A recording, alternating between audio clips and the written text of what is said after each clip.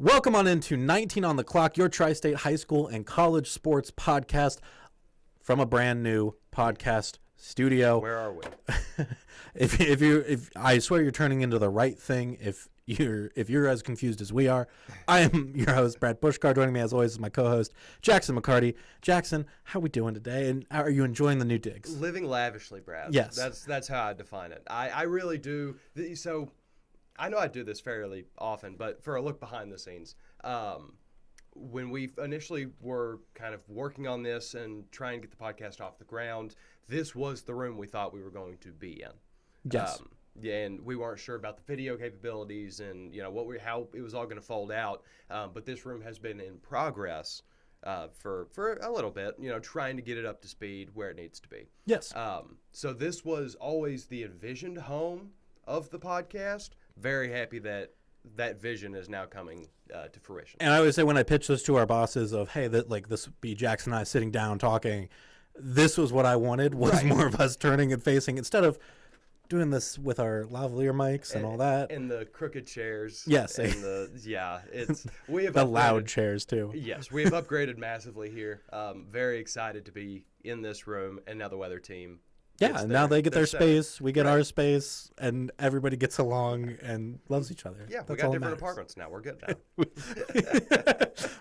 we got a one bedroom. They got a one bedroom. We didn't need the two bedroom. It's okay. Listen, guys, they were awesome roommates. I assure you, they did great for us. But we needed our own pad. And we do technically still share this room now with Jess. So yes, but that's neither here nor there. She'll be okay. It's fine.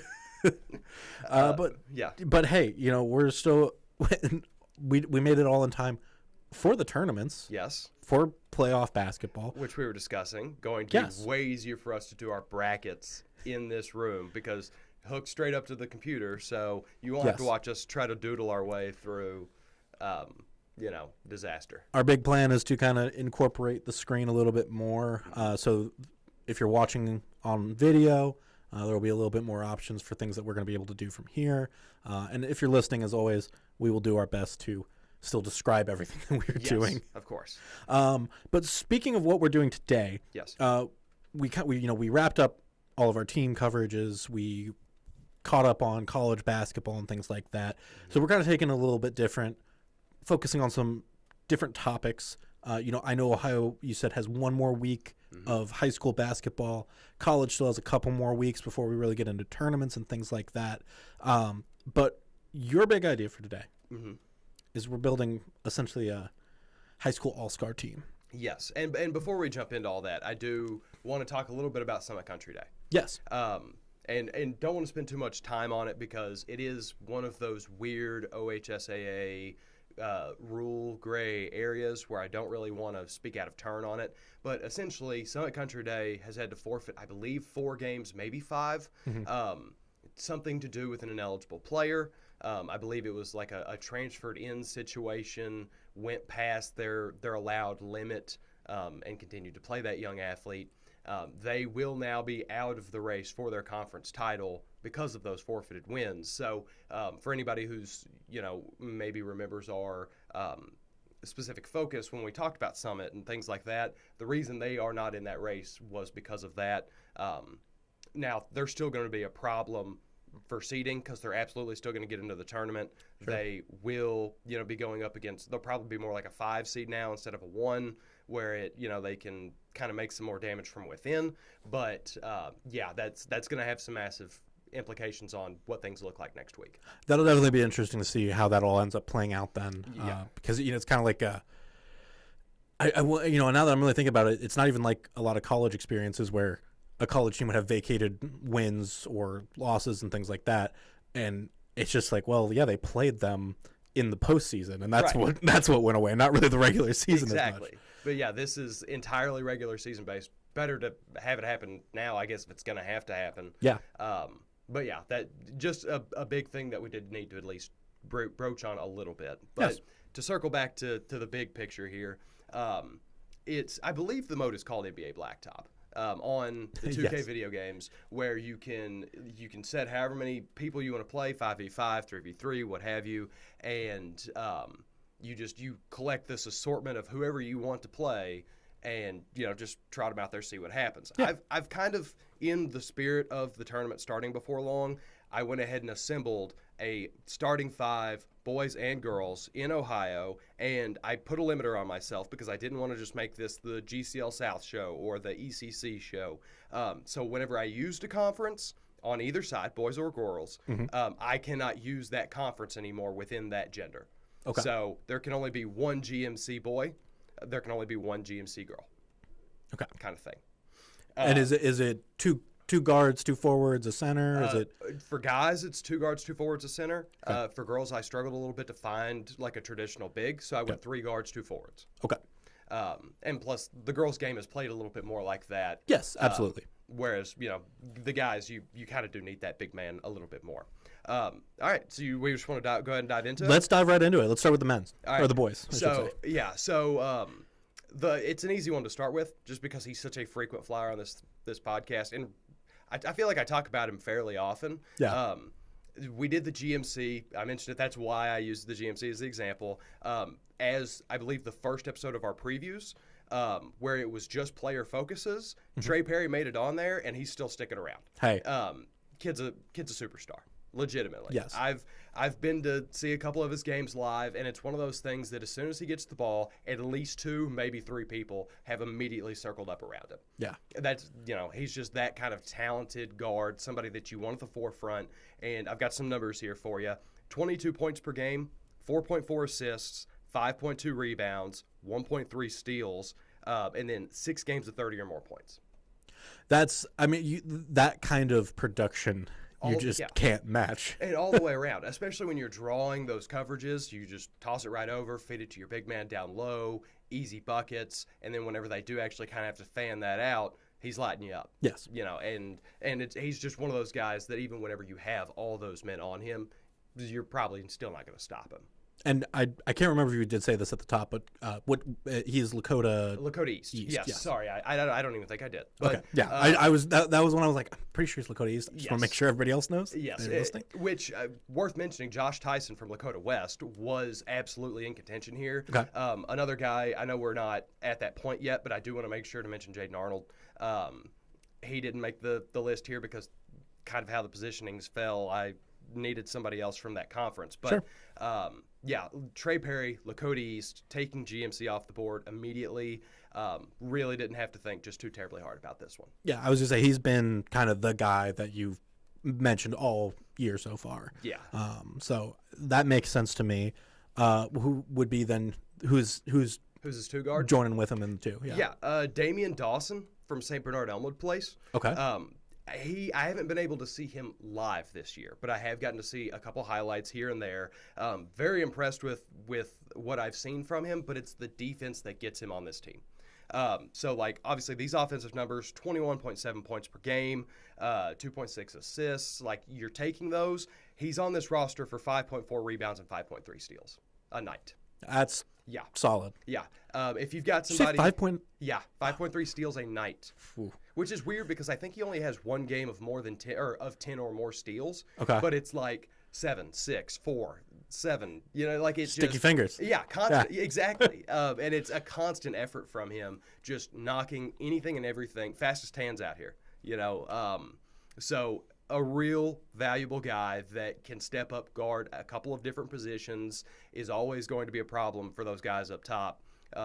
And just somebody that, with how I ended up assembling this roster, I did find a couple different people to fill specific roles, and that I was like, okay, I'm leaning so heavily on you for X, Y, and Z. Damian Dawson are my biggest utility man, I think, because not only is he a bucket, but that defense comes in very, very clutch. Okay, yeah, I mean that makes sense to me. So you said the rest of these, the next 3, are a little bit more individualized, a little bit more specific roles. So kind of, what is your number 3 spot here? What's that role before we even get to who it is? So this is my 3-point shooter. Okay. He is my designated arc guy because he does it phenomenally. Jameer Davis. Okay. From CCPA, Cincinnati Classical Prep, I believe. Yes. I think it's Cincinnati something prep, but 25.7 points per game. 27.5? 25.7. 25.7. Yeah. Okay. But still, yes, that's really good. You ready for the Brad number? Yeah. That's my favorite number. 51.4 from 3. Oh, my gosh. Yeah. And he shot over 100 of them this year. Oh. Yeah. 54 made threes. Oh. Yeah. That's so good. It's beautiful. I love that. It's beautiful, dude. And that's why you get put on this team. And that's also, just one of those guys that he offers so much on the roster. Like, he's still getting over 7 rebounds, over 3 steals, over a block. Mm-hmm. But all I need for him on offense is to camp out back, be that extra window for Trey Perry whenever he's drawing some of those guys, or if Dawson's got his own thing going on, you've got Jameer right there, locked down, ready to roll every single time. That makes sense. Yeah. And these last two, I definitely veer away from the point scoring as much because especially this year in Ohio basketball, it feels like the guards are your volume, and then as you get larger in your lineup, it becomes a lot more rebounding, defense, leadership, that kind of thing. Which, speaking of leadership, that's kind of what I'm bringing Alex Kazanecki on for. Okay. The men of Moeller, I'm sure you've heard a lot about them. They preach pretty highly on the athletes that they're able to build, and they put out a lot of good athletic performances year over year. Yes. The Crusaders do not play around. It doesn't matter what sport it is. There's a pretty good chance you're going to see them deep into the season.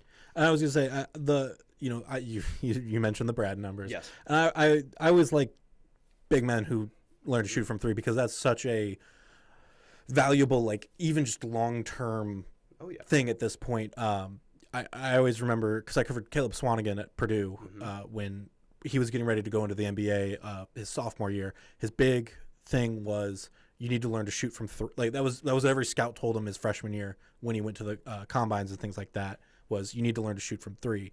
You can defend inside, you can block all you want, but you got to have a 3 ball if you're going to be like a 3 or a 4. Right.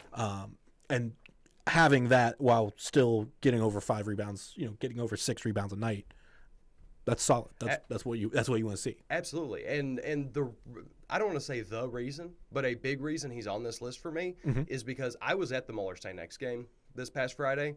Yes. Incredible atmosphere. That's the first time I've gotten to go to that. GCL South is built so funny because they've intentionally made their gyms torture chambers for the opposing teams. I like the student section is on the baseline. Like, it's pretty much the backboard. If you airball a shot, it's hitting a kid. That there's no way around it. And as a photog, that is a nightmare. I'm out here trying to get video of these things, and I'm having to elbow 16 and 17-year-olds to get shots down the baseline. But at St. X with this game, I've got a shot of it, down there, and we showed it on FQ last week. But you see all these kids just surrounding him from behind whenever he's inbounding a ball. Yeah. But never once did he look flustered or, concerned. He missed a couple shots, but he's very keep your head up, doesn't matter, next play. Nerves next of play. steel. Exactly. Yes.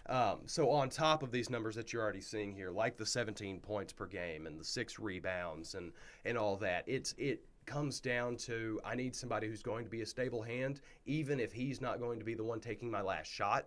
I need him there to help everybody stay on that page. I think Kazanecki has a real talent for that. Okay. And so that's a starting 4. Yes. Let's close it out. What's your starting 5? The big man numbers are insane. Yes. And I didn't see I credit Connor Yeager for being the reason you did not get these notes ahead of time. Okay. Because it is absurd. 16.5 points per game. Normal. Okay, yeah. Solid big man numbers. 3.1 assists, 18.1 rebounds a night. I was gonna try to gloss by it and keep reading, but even you couldn't stop after that one. Even my brain was like, I have to give that a dramatic beat there. Yeah, 18 boards a night, dude. Oh, that's incredible numbers. Yeah, I love that. Tell me how Claremont Northeastern doesn't get a man on the board when their man is getting that many boards. You know what I mean? Yeah. Like Connor Yeager. I've been to a game from Claremont Northeastern. I think I was there for about 7 minutes because my games were all over the place, and timeliness is of the essence. But I went to that game, was there for about 7 minutes. I think he had 8 boards by the time I left. I wasn't keeping total tally, but he was cleaning up. And I remember seeing that, and I was like, huh, that's scary a little bit. Yeah. And again, when you're talking about this as if this dream team comes together, yes, you do have a scary roster that you're building out of this 5 year. 1,000%. And there's so many talented kids in this region. Yes. That, I could have made 5 of these and all been very impressive. But I don't have 4 days to just melt into GCL co-ed stats, to make that happen. But Connor Yeager, if we're still defining roles, he's my anchor because on top of those boards, on top of having 16 points per game, 2.6 steals, 2.2 blocks, 3.1 assists. Okay. So he's that defensive anchor on lock. He's cleaning up the boards for us, and he's down there for whoever needs that outlet because more often than not, he's getting around his guy. Yeah. Okay. And, because I know I said that I'm not reusing conferences and whatever. I do want to mention Jacob Wassler from St. X. He was the other big man here that I kind of went back and forth as to do I leave Kaz out and then put Wassler in? How do I but it ended up going with this way. Jaden Arnold and Wassler would be on that second team. Okay. Yeah. And I think it's good to give him a shout out, especially when you've set, because I think that is always the one thing when you look at some all conference things where it's it's just a team, right? That is the all conference team, and you're like, okay, there's other players, and I don't want to misconstrue this as my 5 best players of the year. That's not what this was. No. This is entirely me. If I'm sitting, if they released a Cincinnati high school basketball video game. And I'm like, you know what? I want to do a play now matchup against my little brother, and we're gonna go 5-on-5, and I'm gonna pick my roster. This is how it would have shaken out. Yeah, because you want to beat your brother right. so hard. And I want to be able to know that I've got a little bit of everything on every single person here, and where I'm going for what. And so these, between them, I think they're averaging 90 points per game. Yeah, I was gonna say I think they're putting some colleges on watch, to be honest. Well, yeah, Trey, between just my guards and Jameer Davis, that's 70. Yeah, that's 70 right there. So we might be at 100. All right. Yeah, so that's an impressive boys lineup, to say the least. Absolutely. But we've got 5 more. We got 5 more. We got girls. We do. And, had to leave Jaden Arnold off from the CMAC, Aiken, making sure Aiken gets some representation here. The first girl we'll have is Janai Hall. Okay. Just mentioned, plays for the Falcons. She is a freshman. Okay. Yeah, before I tell you these numbers, she is listed as a freshman on the CMAC website. Yes. 22 points per game, 4.5 assists, 5 rebounds, almost 5 steals. Those are solid numbers. Yeah, freshman, dude. Yeah. She's going to have Wilt numbers by the time she's a senior. They're going to have to make 7 different 100 things for her to hold up, just between. Start getting the signs ready. Yeah. 100 points, 50 rebounds, 20 steals. She's going to have some absurd performances, as she continues to develop. Or if they get the balls that where you sign. A lot of colleges will do it when you get set a career record or something like that. You sign a ball. Yeah. They're going to need to print so many balls. They're going to build Aiken's next high school, and the foundation is just going to be the little balls that Janai Hall autographed from insane performances. There we go. Yeah, that's what we're dealing with here. But she's going to be my one here. Okay. A good solid start in my opinion as well. Yeah, absolutely. One of her guard counterparts here. Yes. I'm going to go ahead and take the ECC off the board with West Claremont's Layla Hale. Okay. Just over 20 points per game.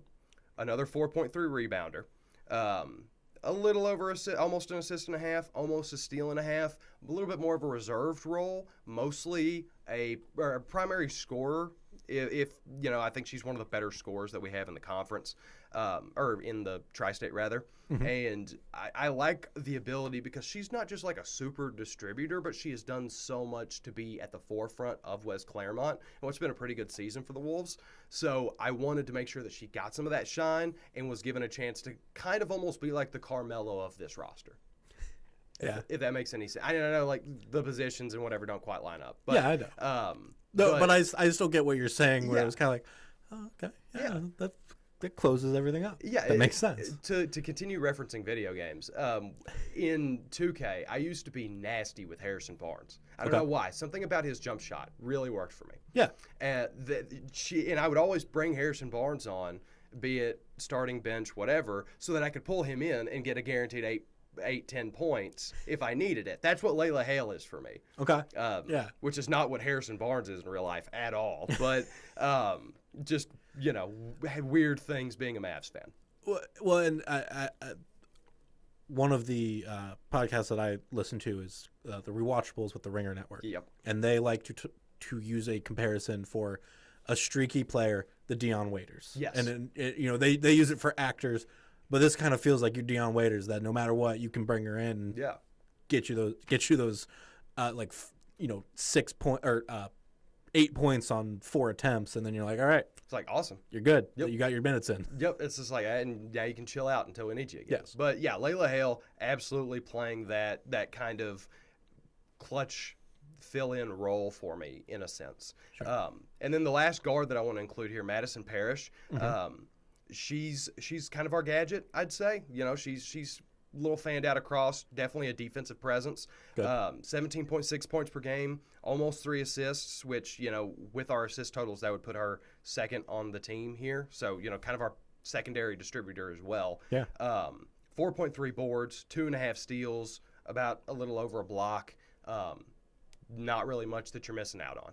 There's not really any holes. The shooting's not just crazy, but nothing to be scared of, I guess. Nothing to shy away from. So we'll go ahead and jump into the forwards now. D. Alexander, she's one of those that I think she's drastically changed Purcell Marion, just by being there. I think Purcell Marion is going to grow a lot as a program by having her around.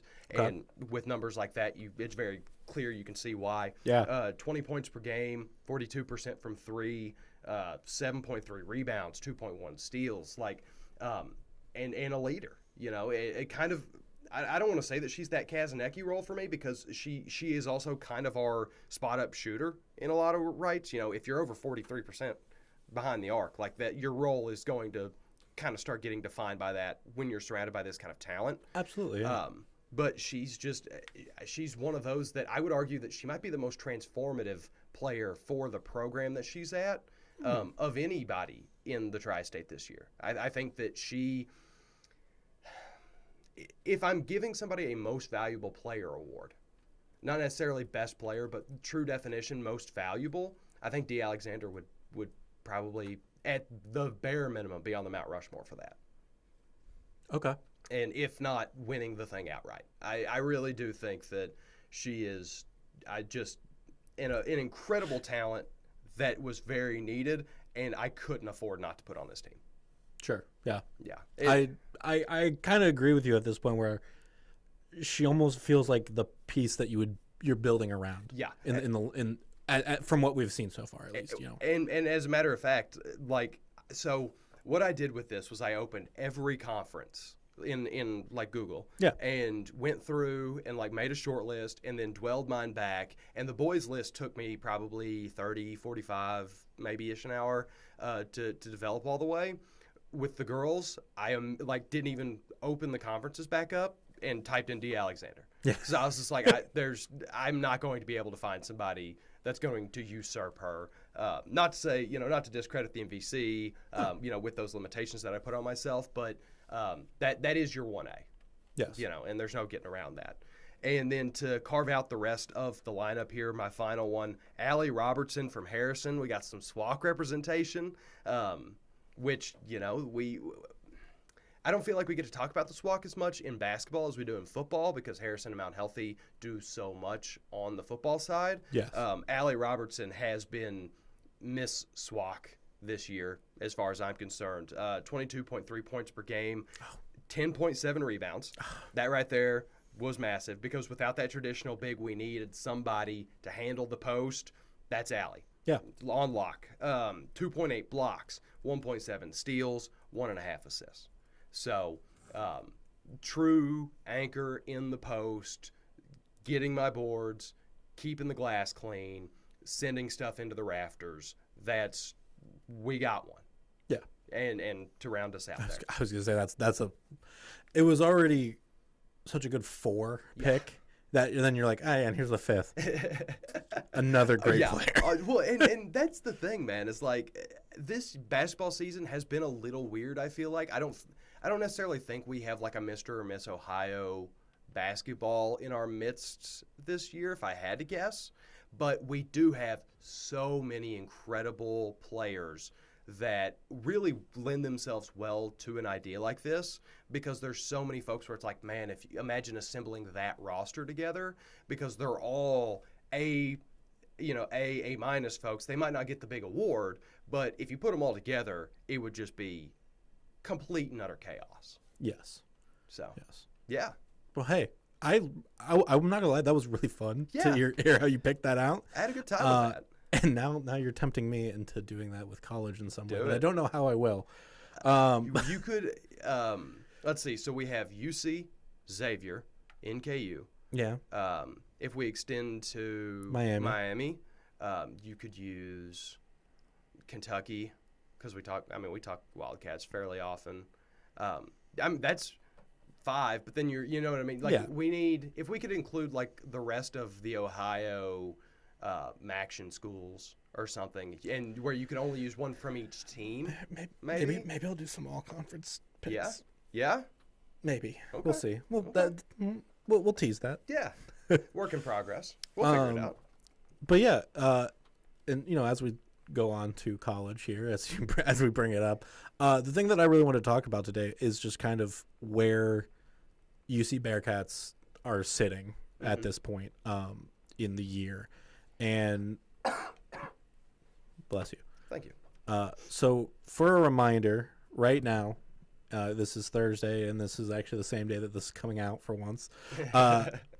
So UC has won 3 Big 12 conference games in a row. UCF, BYU, Utah, and this is the first time that a Wes Miller team has done that. Okay. The benchmark moment for Miller. Still 11th in the Big 12, 15-9 overall. I know there are a lot of fans who haven't been super satisfied with this season. Now, I wanted to kind of take a second, and because I think the biggest thing with Wes Miller right now, and the biggest thing holding him back from, having a little bit more, or kind of silencing people a little bit, is the fact that he hasn't been to a tournament yet. Okay. You know what I mean? Like, he hasn't been to an NCAA tournament. Yeah. The thing about that, though, is that this is his 4th year. Yeah. Jackson, I know you're not from Cincinnati.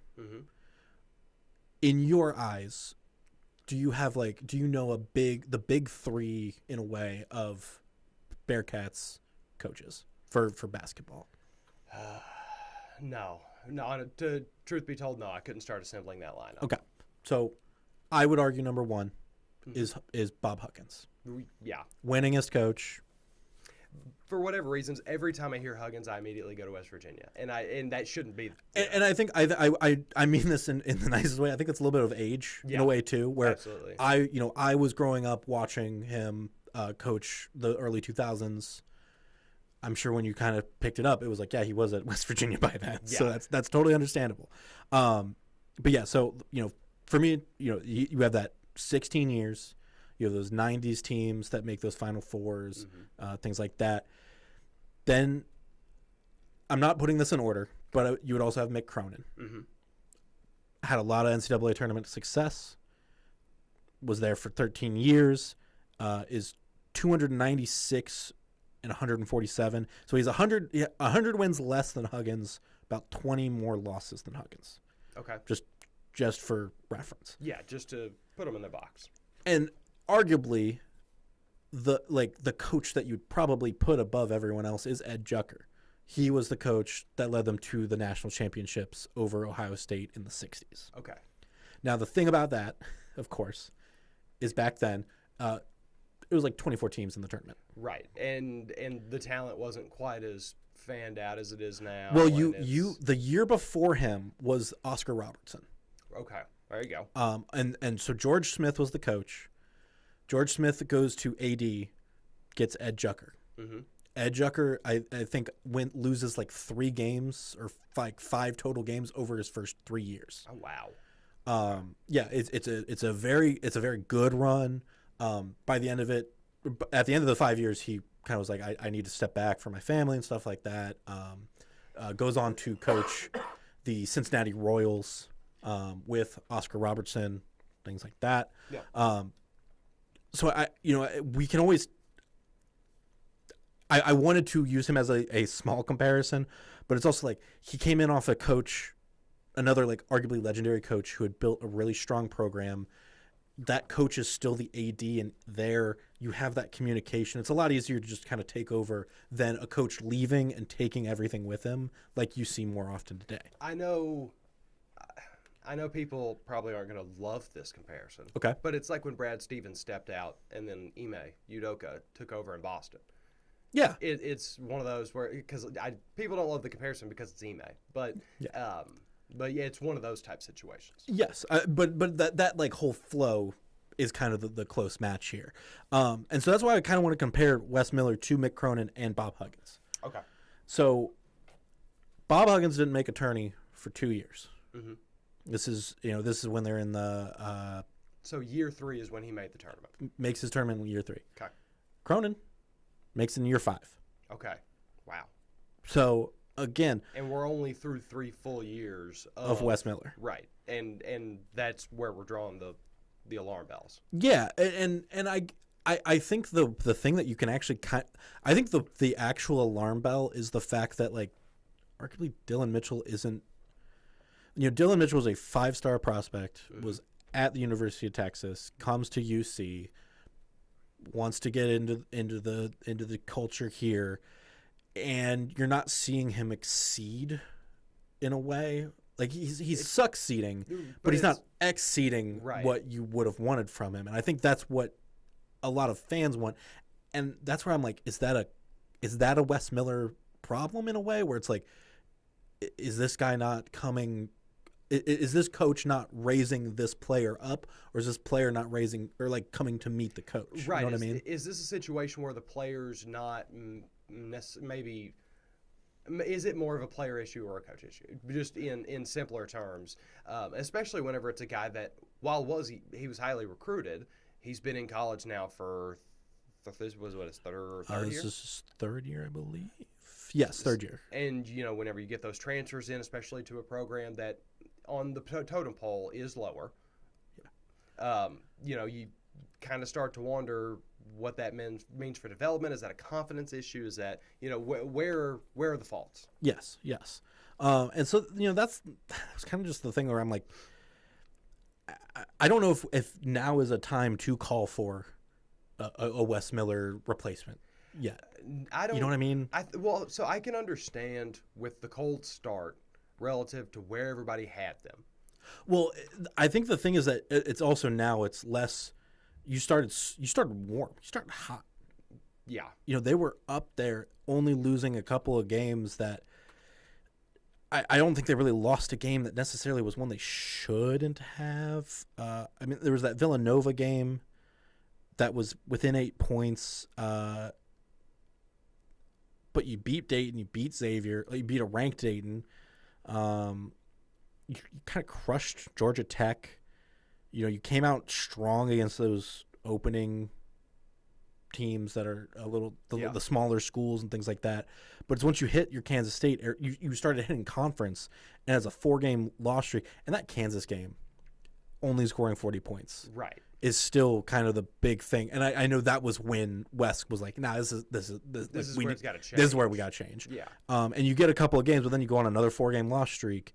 And to the credit, it's like you lost to Utah the first time in Utah, only by 3 points. You lose to West Virginia by 13.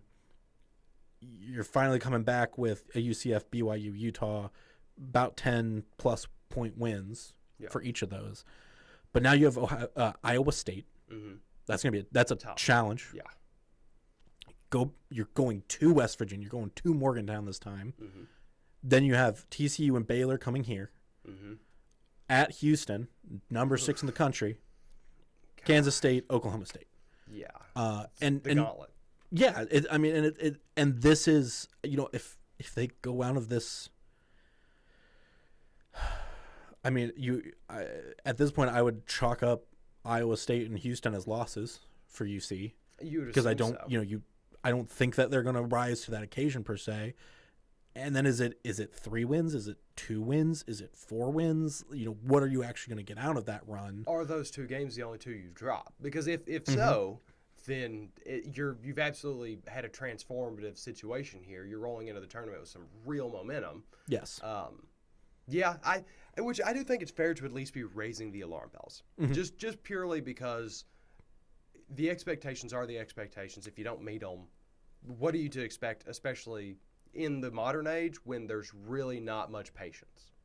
Yes. And again, I think that's the biggest change still too is when you hire a coach, you go, okay, well, the first year it's not his guys. Right. Second year, all right, he's got a couple guys. Third year, all right, he's gotten more guys. Now it's his guys. Right. Yeah, there's no holdovers at this point. But there's also, year 3, especially with how college basketball operates, most, if not all, of your starters and then a very healthy chunk of your bench is going to be your guys anyways. Yeah, especially with the way that players move up to the NBA or even just go to the G League and things like that now. And transfers. Exactly. So I brought this up just because I'm like, I don't think that Wes Miller's in as bad of a spot as everyone thinks he is. But at the end of the day, you do need to show improvement. You need to show that growth. And I don't know if he's showing it just yet. Okay. You know what I mean? Yeah. And I think that's a valid, concern and a valid assessment of the situation. I definitely would agree that people are probably a little too gung-ho about the whole situation of this is do or die for Wes Miller, or whatever, however you want to phrase it there. But the situation's the situation. You get a big fancy number by your name to start the year, and then you go through your issues in conference, start dropping those games, and the question marks are always going to be there. But that's kind of when you take a job like that, you have to expect that. Yes, and I'm sure he did expect that. But when would you draw the line if they don't make the tournament this year? No, I think even if they don't make the tournament this year, it's fine. Okay. I think if you get in as a double digit seed, I think it's good. Yeah. Because I think that shows ability to adapt at the back end of the season. Mm-hmm. If not, it's a high seed NIT. Yeah. And I know NIT isn't as loved as it used to be, and that's fair. It's maybe it's kind of do the almost do the Ohio State of make some changes on staff, maybe make some swap around, get a transfer that is really appealing.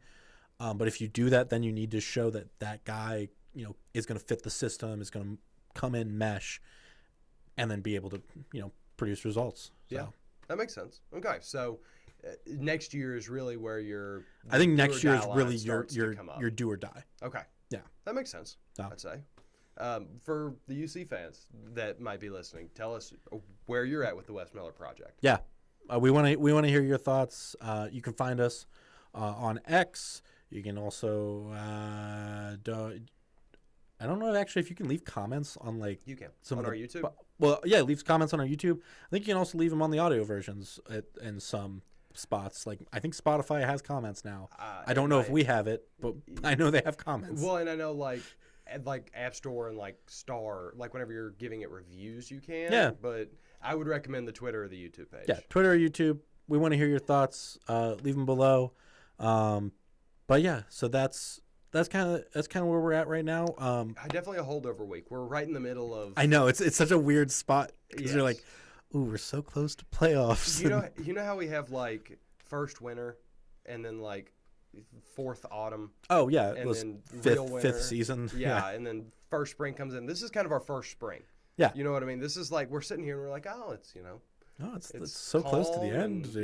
You see who peaceful. And you can see what the top teams are going to probably be. Exactly. And then the snowstorm's coming next week. Yes. Because then we will have a rather long episode because we'll have a lot of stuff to focus on. Yeah. And I'm looking forward to that, and I hope you all are too. Yeah. As always, like we said, follow us on YouTube. You can also watch us on the Roku app, the Fox 19 Roku app, Amazon store, and a couple other spots. You can also get us on Apple Podcasts, Spotify, and any other spots where your podcasts are posted. You can find us on X. Our Twitters our account names will be below. And thank you all for watching, and we will see you guys next time. Have a good one.